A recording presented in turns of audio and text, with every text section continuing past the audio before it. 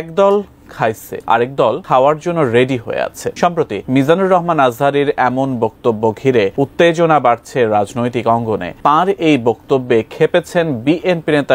গতকাল আমরা একটি বৃহৎ অন্য রাজনৈতিক দলের নেতার মুখে শুনলাম যে এক দল খেয়ে গিয়েছে, আরেক দল খাওয়ার জন্য নাকি বসে রয়েছে। তো আমি তাদের উদ্দেশ্যে বলতে চাই যে এই ধরনের মন্তব্য করে আমাদের যে ঐক্য সৃষ্টি হয়েছিল খুনি হাসিনার বিরুদ্ধে, সেই ঐক্যকে বিনষ্ট করলে সবশেষে গিয়ে দেশ এবং জনগণেরই ক্ষতি হবে। কেউ যদি বলতে চায় আমরা খাবার জন্য অপেক্ষায় রয়েছি, তারা বোকার স্বর্গে বাস করছে।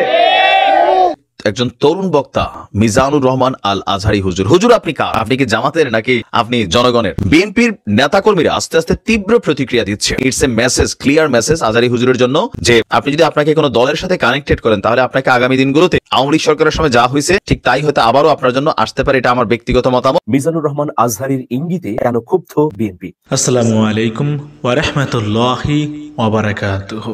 দেশ ও দেশের বাহিরে দূর দূরান্ত থেকে যারা এই মুহূর্তে ভিডিও দেখছেন তাদেরকে অনুরোধ করব, দয়া করে পুরো ভিডিও সম্পূর্ণ ধৈর্য সহকারে দেখবেন। খুবই গুরুত্বপূর্ণ এবং অত্যন্ত ইম্পর্টেন্ট একটা ভিডিও নিয়ে উপস্থিত হয়েছি আপনাদের মাঝে। প্রিয় দর্শক, সম্মানিত বন্ধুগণ, দর্শক শ্রোতা মণ্ডলী, সম্প্রতি মিজানুর রহমান আজহারি হুজুরকে নিয়ে এখন বিএনপির মধ্যে একটা ক্ষোভ দেখা দিয়েছে।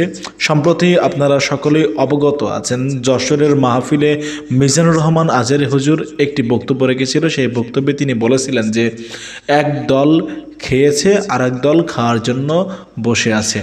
প্রিয় দর্শক শ্রোতা মণ্ডলী, মিজানুর রহমান আজহারি হুজুর কোনো দলের নাম উল্লেখ করে কিন্তু এরকম বক্তব্য দেয়নি, কিন্তু বিএনপি মনে করছে বিএনপির উদ্দেশ্যে আজহারি হুজুর এরকম বক্তব্য রেখেছে এবং তার প্রেক্ষিতে একের পর এক মিজানুর রহমান আজহারি হুজুরকে নিয়ে নানাবিধ বিতর্কিত মন্তব্য করে যাচ্ছে বিএনপি নেতাকর্মীরা। প্রিয় দর্শক শ্রোতা মণ্ডলী, কেউ কেউ দেখা যাচ্ছে বলছে যে মিজানুর রহমান আজহারি হুজুরকে এই দেশ থেকে বিতাড়িত করবে তারা। এদেশে মিজানুর রহমান আজহারি হুজুরের মতো এরকম ধর্ম ব্যবসায়ীদের জায়গা নাই, এরকম অনেক বিএনপি নেতাকর্মীরা কিন্তু মন্তব্য করেছে মিজানুর রহমান আজহারিকে ঘিরে। প্রিয় দর্শক শ্রোতা মণ্ডলী, আজকে বিএনপি নেতা ইঞ্জিনিয়ার ইশরাক তিনিও মিজানুর রহমান আজহারি হুজুরকে নিয়ে সমালোচনা করেছে এবং একই সাথে আজহারি হুজুরকে কঠিন হুঁশিয়ারি দিয়ে বলেছে বেশি বাড়াবাড়ি করলে দেশ থেকে আবার বিতাড়িত করব, আবারও দেশ ছাড়া করব। প্রিয় দর্শক শ্রোতা মণ্ডলী, মিজানুর রহমান আজহারি হুজুরকে নিয়ে কি বলল হুঁশিয়ারি দিয়ে ইশরাক হোসেন, আমরা সেটা দেখি, তারপরে কথা বলি। গতকাল আমরা একটি বৃহৎ অন্য রাজনৈতিক দলের নেতার মুখে শুনলাম যে এক দল খেয়ে গিয়েছে, আরেক দল খাওয়ার জন্য নাকি বসে রয়েছে। তো আমি তাদের উদ্দেশ্যে বলতে চাই যে এই ধরনের মন্তব্য করে আমাদের যে ঐক্য সৃষ্টি হয়েছিল খুনি হাসিনার বিরুদ্ধে, সেই ঐক্যকে বিনষ্ট করলে সবশেষে গিয়ে দেশ এবং জনগণেরই ক্ষতি হবে। কেউ যদি বলতে চায় আমরা খাবার জন্য অপেক্ষায় রয়েছি, তারা বোকার স্বর্গে বাস করছে। আমি বলবো যে আমাদের পেটে যতটুকু খাবার আল্লাহ ঢোকানোর ক্ষমতা দিয়েছে, আপনাদেরকেও মানুষ হিসেবে ততটুকুই দিয়েছে। এখন আপনারা ইতিপূর্বে খেতে পেরেছেন কিনা সেটা নিয়ে হয়তোবা আপনাদের কোনো ক্ষোভ থাকতে পারে যে আপনারা কোনোদিন রাষ্ট্র ক্ষমতায় যেতে পারেন নাই, রাষ্ট্র ক্ষমতায় যেতে পারবেনও না। এখন আপনারা জানেন যে একটা কিংস পার্টি তৈরি করার চেষ্টা করা হচ্ছে। সরকারে যারা রয়েছে তারা একটা নতুন দল করে সেটা দিয়ে তারা আগামীতে তারা ক্ষমতায় আসতে পারে কিনা সেই ধরনের একটা চক্রান্ত করছে। এবং উদাহরণ হিসাবে বলা হয় কিংস পার্টি নাকি এক সময় বিএনপিও ছিল। যখন শহীদ রাষ্ট্রপতি জিয়াউর রহমান রাষ্ট্র ক্ষমতা নিয়েছেন, তখন বাংলাদেশে কোন রাজনৈতিক দল ছিল না, শুধুমাত্র বাকশাল ছিল, একমাত্র একদলীয় শাসন ব্যবস্থা ছিল। উনি সকল রাজনৈতিক দলকে বাংলাদেশে নতুন করে পুনর্জন্ম দিয়েছেন, রাজনীতি করার অধিকার দিয়েছেন, রাজনীতি করার সুযোগ করে দিয়েছেন। অতএব এই ধরনের কথা বলে জনগণকে বিভ্রান্ত করা যাবে না।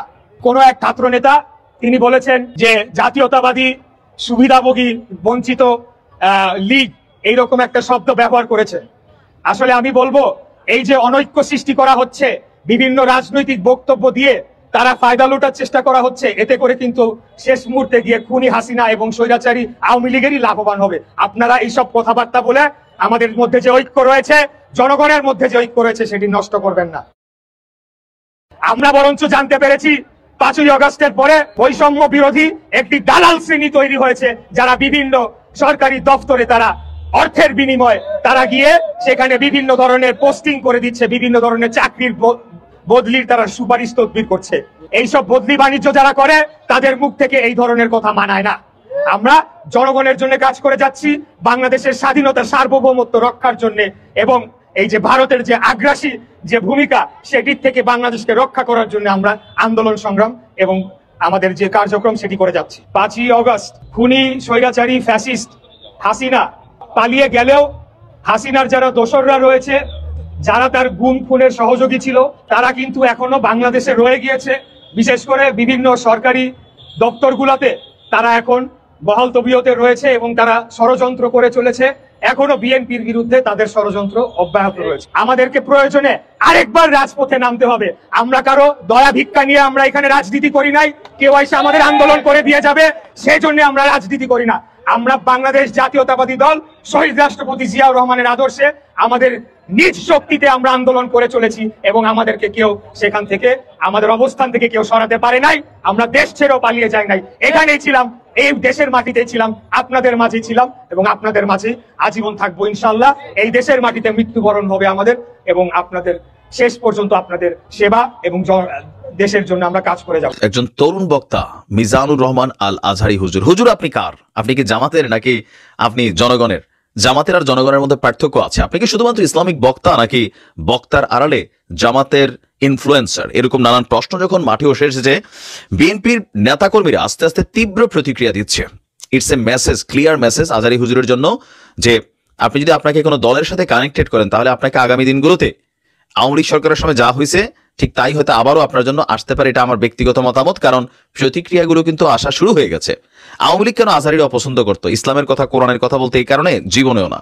আওয়ামী লীগ আজহারিরা অপছন্দ করতো কারণ আজহারি এই রাজনীতির মাঠে এরকম অনেক বক্তব্য দিতেন যেগুলো সরাসরি আওয়ামী লীগের গায়ে পড়তো, নাম নিতেন না। তিনি একসময় মুজিবুর রহমানকে নিয়ে, বঙ্গবন্ধু শেখ মুজিবকে নিয়ে অনেক পজিটিভ বক্তব্য দিচ্ছেন, কিন্তু যখনই এমন কিছু বক্তব্য দিচ্ছেন যেটা আওয়ামী লীগের গায়ে লাগে, তখনই কিন্তু আওয়ামী লীগ তার বিরুদ্ধে সোচ্চার হয়েছে। এখন ক্ষমতায় না থাকলেও বিএনপি কিন্তু তার বিরুদ্ধে যথেষ্ট সোচ্চার হয়েছে। সর্বশেষ এই তালিকায় নাম লিখিয়েছে বিএনপির তরুণ উদীয়মান ব্লুটুথ নেতা ইশরাক, সাদেক হোসেন খোকা সাহেবের ছেলে ইশরাক, ইতিমধ্যেই রাজনীতিতে যথেষ্ট পপুলার একজন ক্যারেক্টার। তো তিনি আবার আজহারি হুজুরকে নিয়ে বলছেন, গতকাল একটি বৃহৎ বক্তার মুখে শুনলাম, নাম নেন নাই টেকনিক্যালি, যাই হোক, তিনি বলছেন যে একদল খেয়ে গিয়েছে, আরেক দল খাওয়ার জন্য বসে রয়েছে। আমি তাদের উদ্দেশ্যে বলতে চাই, এই ধরনের মন্তব্য করে ঐক্য বিনষ্ট করলে দেশ এবং জনগণের ক্ষতি হবে। আমরা 16 বছর খালেদা জিয়া ও তারেক রহমানের নেতৃত্বে আন্দোলন সংগ্রাম করেছি, সেটি একটি ঐতিহাসিক হয়ে থাকবে। আমার হাজার ভাইরা গুম হয়েছে, খুন হয়েছে, ব্যবসা প্রতিষ্ঠান নষ্ট হয়েছে। আমাদের মতো এত নির্যাতন অন্য কোনো দল সহ্য করে নাই। অতএব কেউ বলে খাবার জন্য অপেক্ষা করছি, তারা কিন্তু বোকার স্বর্গে বসবাস করছেন। আপনারা ইতিপূর্বে খেতে পেরেছেন কিনা, এজন্য হয়তো আপনাদের মনে ক্ষোভ থাকতে পারে। কোথায় গিয়ে হাত দিছে যে আপনারা কোনোদিন রাষ্ট্র ক্ষমতায় যেতে পারেন নাই, যেতেও পারবেন না। তার মানে জামাতকে মেনশন করে এখানে কথাগুলো হয়তো সামনে আসছে। ইভেন কিংস পার্টির ইস্যুটাতে বরাবরই বাংলাদেশের প্রথম কিংস পার্টি হিসেবে বিএনপিকে দাবি করা হয়। এটা আমি বিভিন্ন রাজনৈতিক যারা বিশ্লেষক আছেন তাদের মুখেই শুনেছি। তো এখন বলা হচ্ছে যে কিংস পার্টির বিষয়টি সামনে এনে ইশরাক বলছেন যে একটি কিংস পার্টির তৈরির চেষ্টা করছেন। সরকারে যারা আছেন তারা কিংস পার্টি তৈরি করে ক্ষমতার আসার চক্রান্ত করছেন, বিভিন্ন রাজনৈতিক বক্তব্য দিয়ে অনৈক্য সৃষ্টি করছেন। এতে করে শেখ হাসিনা এবং আওয়ামী লীগের লাভই হবে। এ সকল কথাবার্তা বলে ঐক্য নষ্ট করবেন না। তো এখানে তিনি আপনার আরো দীর্ঘ যে বক্তব্য দিয়েছে, এখানে নানান ধরনের বক্তব্য আছে। যাই হোক, আজহারি হুজুর শুধু বলছিল যে স্বাধীনতার পর থেকে দেশ শুধু শাসকের হাত বদলি হয়েছে, আমরা কিছুই পাইনি। একদল খেয়েছে, আরেকদল খাওয়ার জন্য রেডি হয়ে আছে। আমরা এরকম চাই না, আমরা চাই স্বাধীন সার্বভৌম বাংলাদেশ, আমরা চাই দুর্নীতিমুক্ত বাংলাদেশ হবে। এখন আজহারি হুজুর এখন পর্যন্ত তার এই ইস্যুটা নিয়ে স্পষ্ট কোনো ব্যাখ্যা দেন নাই, আর যদি দিয়ে থাকেন আমি যখন নিউজটা রেকর্ড করছি পাইনি। হুজুর একটু ক্লিয়ার করা যে যদি বিএনপিকে মেনশন করছে, যদি তিনি কারো নাম নেন নাই, কিন্তু বিএনপি মনে করছে ভাই এটা আজহারি হুজুর আমাদেরকে বলছে। আওয়ামী লীগ এরকম মনে করছিল, কইরা আজহারিটা দেশের থেকে লম্বা একটা সময় বাহির করে রাখছিল। তো আমি অ্যাজ ইউজুয়াল বরাবরই বলি, কিছু কিছু প্রফেশনের রাজনৈতিক কানেক্টিভিটি আসলে অসম্মান যোগায়। খেলা, সঙ্গীত শিল্পী, বিনোদন জগৎ, তারপর হচ্ছে বিশেষ করে ইসলামিক বক্তারা। আওয়ামী লীগের আমলে যতগুলা ইসলামিক বক্তা জেল খেটেছে প্রত্যেকেই রাজনীতির মাঝে তারা আসলে ওয়াজের মাঠে রাজনৈতিক আলোচনা করছেন, প্রকাশ্যে করছেন। তো আপনার হাতে ক্ষমতা আছে, ক্ষমতার আপনি প্রয়োগ করে বসছেন, এটাই ছিল বাস্তবতা। এখন এই মুহূর্তে বিএনপি নিয়ে 10টা সমালোচনা বাংলাদেশের কোনো হুজুর কইরা দেখুক, ওই হুজুরে এতদিনে যে মাদানী বা আরো বিভিন্ন জায়গায় আছেন তাদেরকে নিয়ে যে ভালোবাসার কথা আপনারা বলছেন বা তাদেরকে ভালোবাসা দিছে, জামাতের 71 সালের ভূমিকা নিয়ে কথা বলে দেখুক, যে ভালোবাসা এতদিন দিছে সবাই হুজুরদেরকে তক্তা বানাই ফেলবে। এটাই হচ্ছে বাস্তবতা। তো সেই কারণে বলি, আমরাও বলি, রাজনীতির মাঠে আপনি রাজনীতির বক্তব্য দেন, ওয়াজের মাঠে দিনের জন্য যে বক্তব্য আছে কোনো দলকে মেনশন না করে আপনারা বক্তব্য দেন, সেটাতে আপনাদের কল্যাণ। আমি আগেও বলছি, এখনো বলছি, ভবিষ্যতে এটাই বলবো। মিজানুর রহমান আজহারীর ইঙ্গিতে কেন ক্ষুব্ধ বিএনপি? মূল আলোচনায় প্রবেশ করার আগে একটা গল্প বলতে চাই। একটা মিলনায়তনে বিভিন্ন শ্রেণী পেশার মানুষ জড়ো হয়েছে। সেখানে একটা শপথ গ্রহণ অনুষ্ঠান হচ্ছে। সবাই শপথ গ্রহণ করছেন যাতে এক থাকতে পারেন, যাতে দেশপ্রেম থাকে, নীতি এবং নৈতিকতার মধ্যে নিজেদের জীবন এবং দেশকে গড়তে পারেন। হঠাৎ করে সেই মিলনায়তনে বা হল রুমে একটা খবর ছড়িয়ে গেল যে এই মিলনায়তনের পাশে একটা ভয়ঙ্কর সাপ অবস্থান করছে, যে ভয়ঙ্কর সাপের ছোবলে মারা যেতে পারে শত শত মানুষ। তখন মিলনায়তনের ভেতরে থাকা প্রত্যেকে সতর্ক হয়ে গেল। তারা লাঠিসুটা জোগাড় করতে থাকলো ভেতরেই, এবং সবাই এই সাপটিকে মারবে বলে একতাবদ্ধ হলো। কিন্তু হঠাৎ করেই দেখা গেল যে সাপ মারতে গিয়ে তারা কার লাঠি বড় কার লাঠি ছোট এ নিয়ে তর্ক বিতর্কে জড়িয়ে পড়লো। এক পর্যায়ে নিজেদের মধ্যে মারামারি শুরু হয়ে গেল। মানে সাপ মারবে তো দূরের কথা, নিজেরা রক্তাক্ত হলো, আহত হলো, এই মিলনায়তনের ভেতরে ক্ষতবিক্ষত হতে হলো। অনেকে আবার মিলনায়তনের মধ্যে মারাও গেল, কারণ মিলনায়তনের বাইরে বের হওয়া যাচ্ছিল না। বাহিরে তো ভয়ঙ্কর সাপের অবস্থান, সাপ যদি আবার ছোবল দেয়। বাংলাদেশের অবস্থানটি ঠিক এই মিলনায়তন এবং মিলনায়তনের বাইরে সাপের অবস্থানের মতো হয়েছে। আমরা জানি যে কতটা রক্তগঙ্গা পেরিয়ে এই গণ অভ্যুত্থানটি হয়েছে। দীর্ঘ 16 বছর ফ্যাসিবাদ এমন ভাবে জেকে বসেছিল যে যেখান থেকে উদ্ধারের কোনো উপায় ছিল না। হঠাৎ করে জুলাই আন্দোলন, কোটা আন্দোলন রূপ নিল এক দফায়। শেখ হাসিনা সরকারের পতন ঘটলো, শেখ হাসিনা দিল্লিতে পালিয়ে গেলেন। এখন এইরকম একটা প্রেক্ষাপটে যখন বাংলাদেশকে গণতন্ত্রের রেল লাইনে নিয়ে যাবার জন্য সবাই যথাযথ উদ্যোগী হয়ে এগিয়ে যাওয়া প্রয়োজন, ঠিক তখনই কথার যুদ্ধে আমরা জড়িয়ে পড়ছি। যখন সব রাজনৈতিক দলগুলোর পক্ষ থেকে বিচারের দাবিটি জোরালো হওয়া উচিত, গণহত্যার বিচার কিভাবে দ্রুততম সময়ের মধ্যে হবে, গত 16 বছরে কি কি দুর্নীতি হয়েছে, অনিয়ম হয়েছে, অসঙ্গতির ঘটনা ঘটেছে, সেখান থেকে শিক্ষা নিয়ে নতুন করে দেশ পুনর্গঠনে কিভাবে উদ্যোগী হবে দলগুলো, সেই বিষয়ে ভাবা যখন অপরিহার্য ব্যাপার, তখন আমরা দেখছি যে বর্তমানের রাজনৈতিক দলগুলো একে অপরের সঙ্গে জড়িয়ে পড়ছে। অনাকাঙ্ক্ষিত অপ্রয়োজনীয় বিষয় নিয়ে মাতামাতি হচ্ছে। ফলে বিদ্যুৎ খাতে কি দুর্নীতি হয়েছে তা আমরা ভুলে গিয়েছি। শিক্ষা খাতে যে ভয়াবহ দুর্নীতি হয়েছে, অনিয়ম হয়েছে, সেটাও কিন্তু কেউ তুলে ধরছে না। একইভাবে আমি যদি বলি পররাষ্ট্র নীতিতে আমাদের বড় ধরনের অসঙ্গতি তৈরি হয়েছে, সেটা দূর করবার উপায় কি? আবার আমাদের দেশের অভ্যন্তরে যে অনিয়ম, অসঙ্গতি, দুর্নীতি, ঘুষ, লুটপাটের ট্রানজিশন চলেছে গত কয়েক যুগ ধরে, তা অপসারণের উপায় কি? এই বিষয়গুলো না ভেবে আমরা কি করছি? আমরা ঠুনকো বিষয় নিয়ে যুদ্ধ শুরু করেছি। শুধু কথার যুদ্ধ নয়, অনেক জায়গায় এই যুদ্ধ মাঠে গড়াচ্ছে। ফলশ্রুতিতে আমরা কি হতে দেখছি যে জুলাই অভ্যুত্থানের যে চেতনা, সেটা একদম ম্লান হয়ে যাচ্ছে। এখন ওই যে আমাদের পাশেই একটা শক্ত পোক্ত ভয়ঙ্কর প্রতিবেশী রাষ্ট্র, যেখান থেকে মদদ দেওয়া হচ্ছে বাংলাদেশকে জঙ্গিবাদী, মৌলবাদী আখ্যা দিয়ে বিশ্বের বুকে ন্যাক্কারজনক ভাবে তুলে ধরার অপপ্রয়াস হচ্ছে, সেই সব মোকাবেলা না করে আমরা নিজেদেরকে রক্তাক্ত করছি। ডক্টর মিজানুর রহমান আজহারী এই সময়ে আলোচিত ইসলামী আলোচক। তিনি গত শুক্রবার যশোরের পুলের হাটে একটা ওয়াজ মাহফিলে মন্তব্য করেছেন যে একদল খেয়ে গেছে, আরেক দল খাবার জন্য বসে আছে।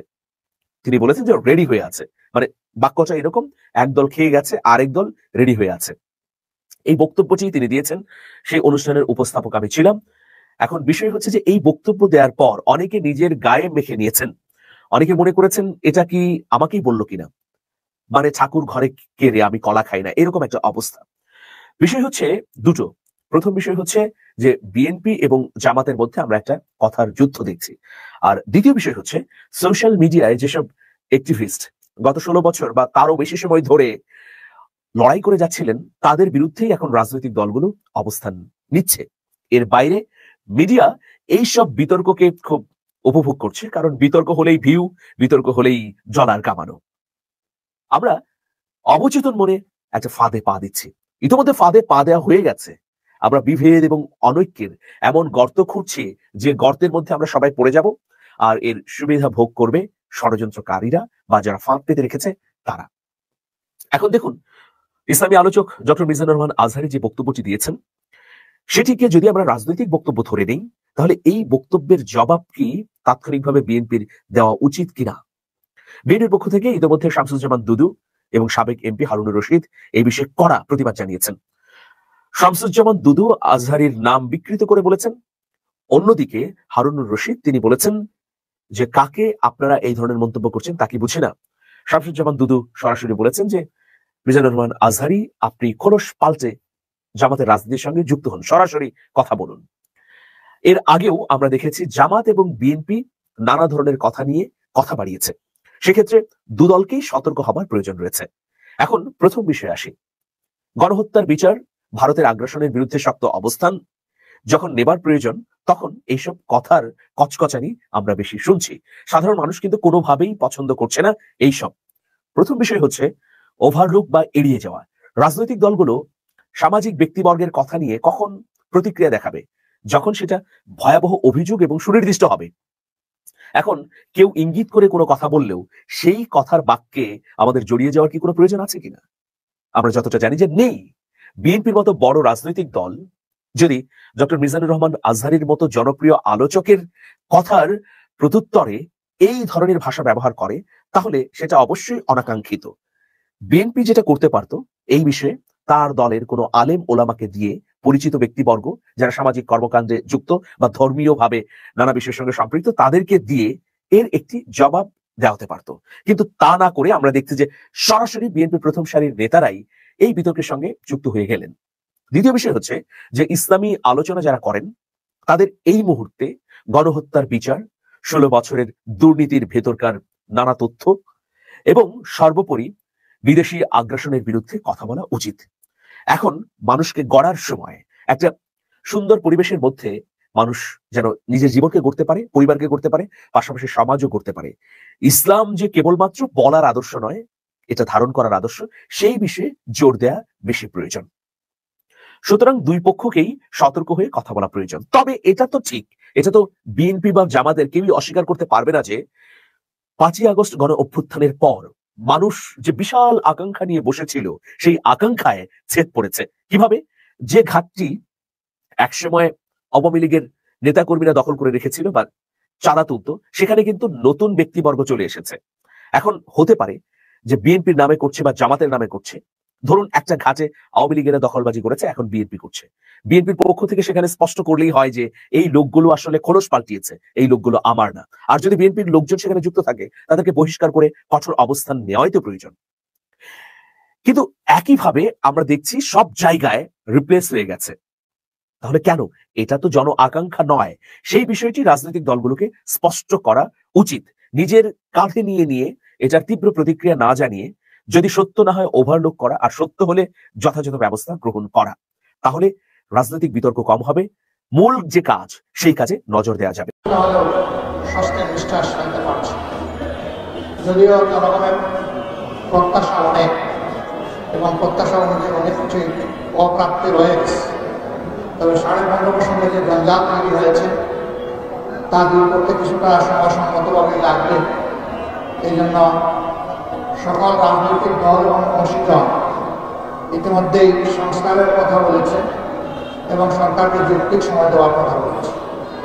আমরা আশা করছি যৌক্তিক সময়ের ভিতরে এই সরকার সংস্কারগুলো সম্পন্ন করে একটি সুষ্ঠু গ্রহণযোগ্য নির্বাচনের দিকে দেশকে নিয়ে যাবে।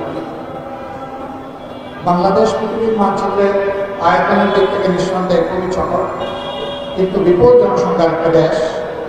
এটাকে বিশ্বের 7ম জনবহুল দেশ বলা হয়ে থাকে, আর জনঘনত্বের দিক থেকে বিশ্বের 1 নম্বর দেশ। নির্দিষ্ট জমির মধ্যে এত মানুষ বিজ্ঞানের কোথাও বসবাস করে না। 2 নম্বর পজিশনটি হচ্ছে চায়না। চায়না আমাদের চাইতে অনেক কম ঘনত্বের দেশ। এই দিক থেকে এই বিপুল জনসংখ্যা আল্লাহ তাআলার পক্ষ থেকে এই দেশের মানুষের জন্য এবং বিশ্বের মানুষের জন্য একটা নিয়ামত। যদি আমরা জনসংখ্যাকে জনশক্তিতে পরিণত করতে পারি, যদি প্রত্যেকটা প্রাপ্তবয়স্ক নরনারীর হাতকে দেশ গড়ার, সমাজ গড়ার কারিগরের হাত হিসেবে আমরা তৈরি করতে পারি। স্বাধীনতার পর এক এক করে 53 বছর গিয়েছে, বহু জাতির ঘুরে দাঁড়াতে 2-4-5 বছর লেগেছে। আমরা অর্ধ শতাব্দীতেও সেভাবে কর্মসংখ্যা করে ঘুরে দাঁড়াতে পারি না পারার কারণটাও একেবারেই স্পষ্ট। দুইটা জিনিসই আমাদের এখনো সঙ্গ দিয়ে চলছে, দুই যন্ত্রণা থেকে আমরা কোনোভাবেই মুক্তি পাচ্ছি না। একটা দুঃশাসন, আরেকটা হচ্ছে দুর্নীতি। আবার একটা আরেকটা সম্পূরক। দুর্নীতি করতে হলে দুঃশাসন চালাইতে হয়, আর দুঃশাসন যেখানে থাকে সেখানে দুর্নীতি অবাধ হয়। এই দুইটা কেউ কাউকে বাংলাদেশের 53 বছরে ছাড় দেয়নি, সঙ্গী হয়ে আছে।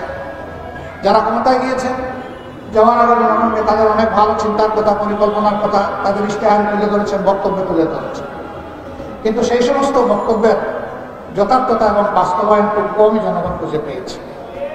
বরঞ্চ দেশকে তিলে তিলে দুর্নীতির মহাসাগরে ডুবিয়ে দেওয়া হয়েছে। বিগত সরকারের সময় এটা ভয়াবহ রূপ ধারণ করেছিল, যার করাল গ্রাসে গোটা বাংলাদেশ, আর জনগণ হয়েছিল সবাই তার প্রতিষ্ঠিতা। যার কারণে জুলাই মাসের 1 তারিখ থেকে 36 জুলাই পূজা হয়ে যেটাকে, অর্থাৎ 5ই আগস্ট পর্যন্ত এদেশের আপামর জনগণ, শিশু, নারী পুরুষ, আবাল বৃদ্ধ বনিতা সকলে রাস্তায় নেমে এসেছে। কারণ সবাই ছিল ভুক্তভোগী, সবাই ছিল মজলুম, মুসলিমীয় কিছু মানুষ ছাড়া, যারা আপামর জনগণকে কষ্ট দিয়েছে, নির্যাতন করেছে, জুলুম করেছে, খুন করেছে, গুম করেছে, সম্পদ লুণ্ঠন করে নিজেরা নিজেদের কপাল গড়েছে, বিদেশের মাটিতে বাঁচান করেছে এবং মানুষকে জেল জুলুম অত্যাচারে একদম জর্জরিত করে তুলেছিল। অসংখ্য মানুষকে শুধু খুন করে নাই, তারা অসংখ্য মানুষকে জীবনের করে পঙ্গু করে দিয়েছে। এমনকি ক্ষমতার শেষ দিন পর্যন্ত তারা এই কাজটা করেই গিয়েছেন। যে কোনো মূল্যে গদি তাদের থাকতেই হবে, জনগণ মরুক কিংবা বাঁচুক। সরকার তো জনগণের জন্য, কিন্তু তাদের প্রিয়রি ছিল সরকারের জন্য জনগণ। সরকার ঠিক থাকলে দেশ ঠিক আছে, জনগণ ঠিক আছে, সরকার নাই কিছুই দরকার নাই, এরকম একটা বেপরোয়া ভাব তাদের মধ্যে ছিল, যার কারণে তাদের বিদায়টা সম্মানজনক হয়নি। রাজনীতিতে এরকম অসম্মানজনক বিদায় দুনিয়ায় খুব কমই হয়েছে, কিন্তু যেখানে হয়েছে তারা কিন্তু আর ফিরে আসতে পারে। এখানেও জনগণকে যে পরিমাণ কষ্ট তারা দিয়েছে, বিশেষ করে আমাদের যুব সমাজের সামনে যেভাবে তারা বন্দুকার মুগর নিয়ে দাঁড়িয়ে গিয়েছিলেন, এই যুব সমাজ যতদিন বেঁচে আছে তারা এই উপকর্মকে ভুলবে না এবং তারা প্রমাণ করতে পারবে না। কারণ তুচ্ছ একটা দাবি নিয়ে তারা রাস্তায় নেমেছিল।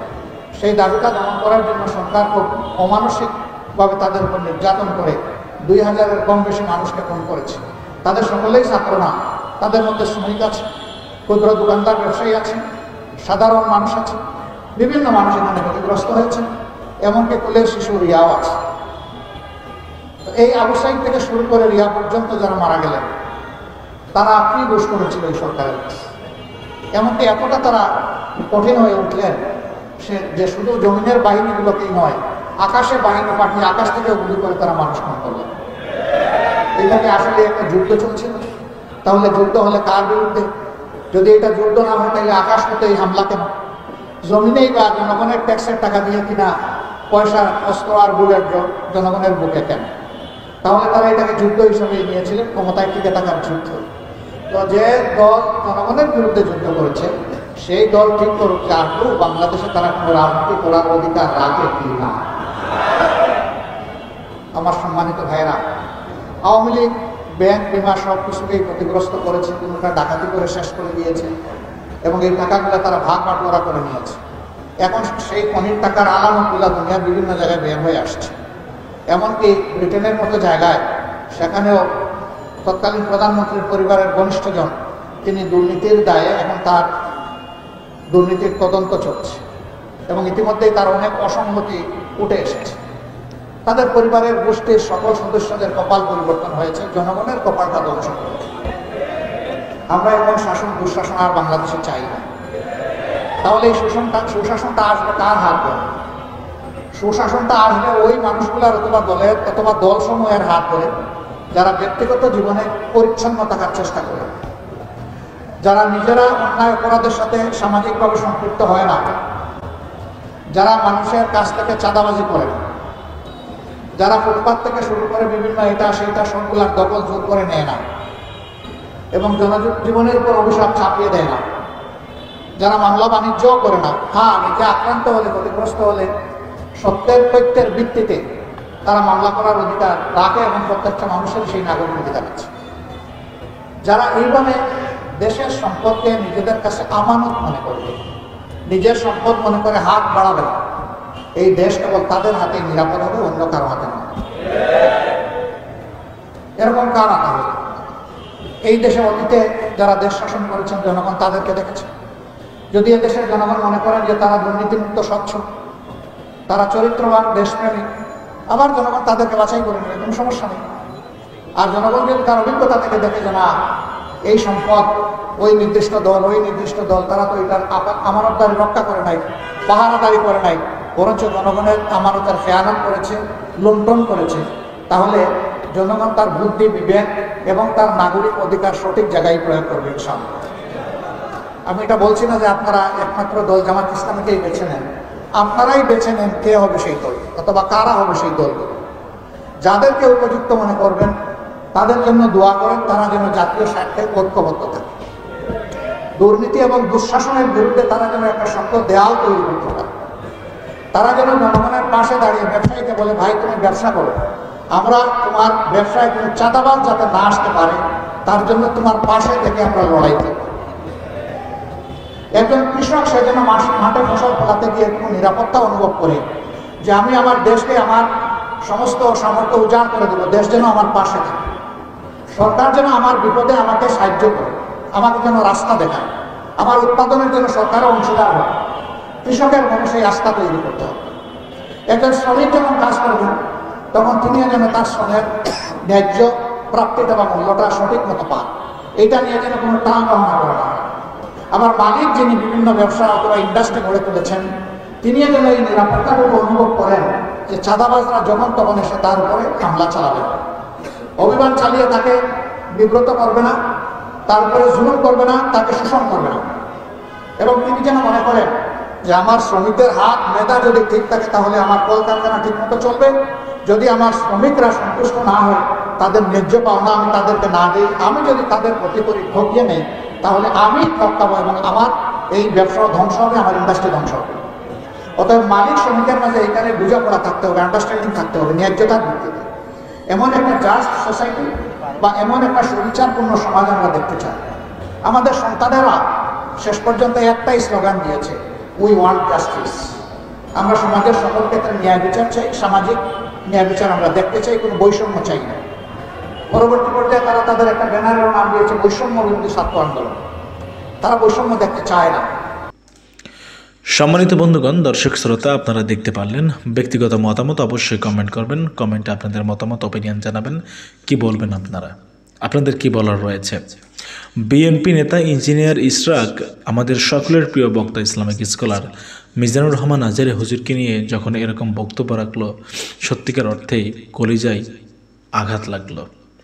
মিজানুর রহমান আজহারী হুজুর কোটি মানুষের ভালোবাসার এক ব্যক্তি, এদেশের 18 কোটি মানুষের নয়নের মণি। প্রিয় দর্শক শ্রোতা মণ্ডলী,